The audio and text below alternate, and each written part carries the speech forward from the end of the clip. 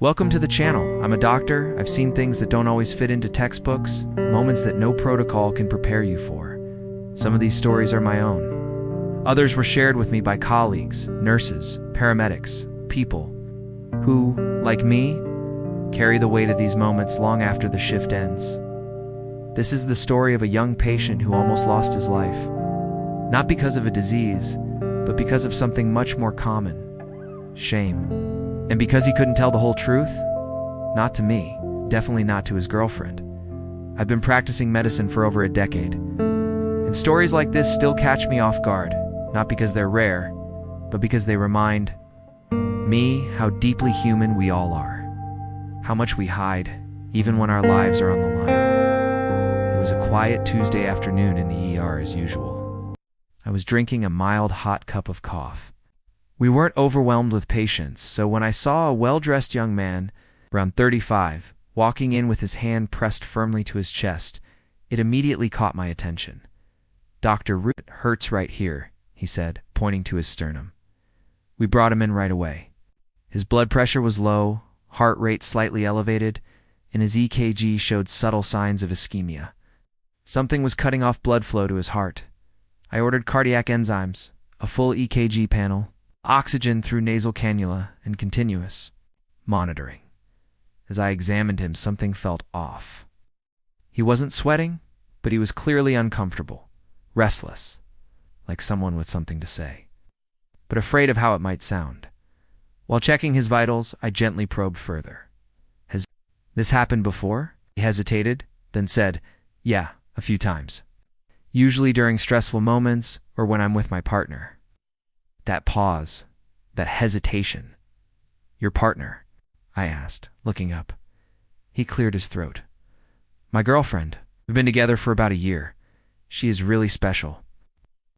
Said it with pride, but also something else, something I couldn't quite place. Guilt, anxiety. I continued the physical exam. No murmurs, no abnormalities. His heart rhythm was steady. But the chest pain, the subtle changes on the EKG, and the slightly elevated troponins pointed to something serious. Angina? It was unusual. He didn't have high blood pressure, wasn't diabetic, and he wasn't overweight. Still, his heart was under stress. I pulled up a chair and spoke to him directly. No sugarcoating. "Listen," I said, "this isn't just muscle pain. You're having angina? Your heart isn't getting enough blood. It's not a full-blown heart attack, but you're close. It's very close." He swallowed hard and nodded, eyes fixed on the floor. "What does that mean exactly?" he asked. "It means you need to be careful. From now on, I'm prescribing sublingual nitrates to help open your arteries and relieve the pain. But there's something you absolutely cannot do." I leaned in and said it slowly, clearly, never, under any circumstances. Combine this with medications that lower your blood pressure. No supplements, no performance enhancers, nothing to relax you. The combination can be fatal. He sat up straighter, alert. "Understood, doctor. I got it." But something wasn't right. After that confident nod, his eyes dropped, just like they did when he mentioned his girlfriend, like he was swallowing something back. Hiding, I'd seen. That look before? Patients who don't want to be caught in a lie, or who are afraid someone else will find out? I didn't push. The truth usually finds its way out eventually, and it did. 2 weeks later, he came back.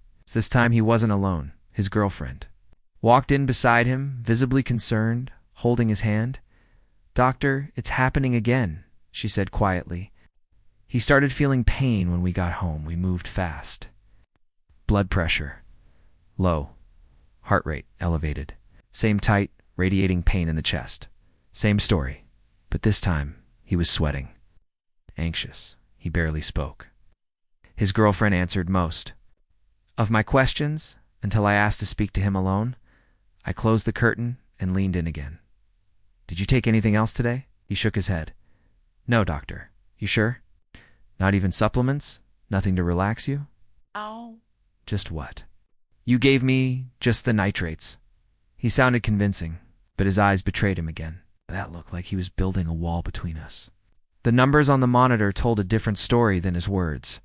We stabilized him, kept him overnight, and set up a follow-up. Honestly, I wasn't sure he'd come back, but he did. And the third time, he nearly died. 3 weeks later, he returned to the ER. Same story. Dinner with his girlfriend, plans for intimacy, and then sudden chest pain, cold sweats, dizziness. This time, he was nearly unconscious. His blood pressure was crashing.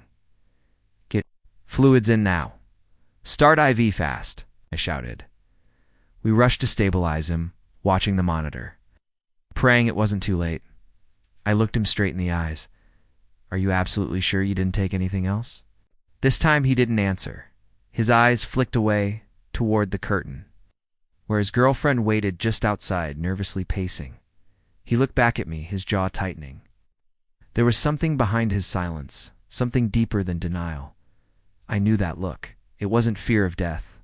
It was fear of shame. I leaned in a little, lowered my voice. "It's okay," I said. "Whatever it is, you can tell me. But I need to know to help you." Still nothing. But the shift in his body said it all. The way he exhaled, the way his shoulders sank just slightly, like the weight of a secret was finally slipping through. I stood and gently asked the nurse to have his girlfriend wait in the lobby for a moment. I assured her we'd update her shortly. Once the room was quiet, his entire expression changed. The tension was still there, but his eyes, they looked relieved. Not safe, but relieved. Then, in a whisper, barely louder than a breath, he said, "I took something, to help me. With her." I met his gaze. "Sildenafil." He nodded, ashamed, and that was it. That was the missing piece. The cause behind every crash, every episode, every time he walked in on the edge of death, and he had been hiding it, just because he didn't want her to know. My heart sank, not from shock, but from the danger. He had been mixing sildenafil with nitrates, a deadly combination. I explained immediately. Even as we worked to stabilize him, sildenafil relaxes your blood vessels to increase blood flow, which helps with erections. But when combined with nitrates, it drops your blood pressure so low that your heart can't pump enough blood even to itself. It can cause a heart attack. It can kill you. His girlfriend had no idea. He had kept it hidden. And in that moment, I realized this wasn't just about medicine. This was about shame. Later that night, once he was stable, I sat by his bed. "Why didn't you tell me?" I asked. He looked away, shrugged. "I was embarrassed, doctor." How was I supposed to tell my girlfriend I needed help, that I couldn't? I thought she'd see me as less of a man. I sighed. I wish I could say it was the first time I'd heard something like that, but it still hurt. Because he'd come so close to dying, not from illness, but from silence. So I told him, gently but firmly, being a man isn't about whether or not you can perform without help. It's about having the courage to ask for it. Do you think she'd rather be with someone who risks his life to keep a secret, or someone who trusts her enough to be honest? I explained that we could run tests to rule out physical causes. But at his age, most cases like this are not due to physical problems. There's psychological stress, performance anxiety, pressure, and if that's the case, we can work on that. Together. He stayed quiet for a long moment then. Later that night, he asked to speak to his girlfriend. The next day, he told me what happened. He confessed everything. That he'd been hiding it. That he was scared. That he didn't want her to think less of him. She didn't get mad. She didn't. Judge, she hugged him. She cried. Not because he needed help, but because he thought he couldn't tell her. And together they made a new plan. A safer, healthier path forward. Because yes, there are other options. Medical ones. Emotional ones. And because, in the end, being alive to love someone is more important than anything else. Sometimes secrets don't kill, but other times they nearly do. In medicine, every detail matters. So please don't hide things. Not from your doctor, not from the person who loves you. Because hiding a single pill nearly cost this man his life. All because he was too ashamed to speak. You're not alone. Speak up. Share. Trust. If this story impacted you or taught you something new, please please give it a like and subscribe for more real stories that not only move you, it might save a life. And tell me, have you ever known someone who hid something out of shame and it nearly cost them everything?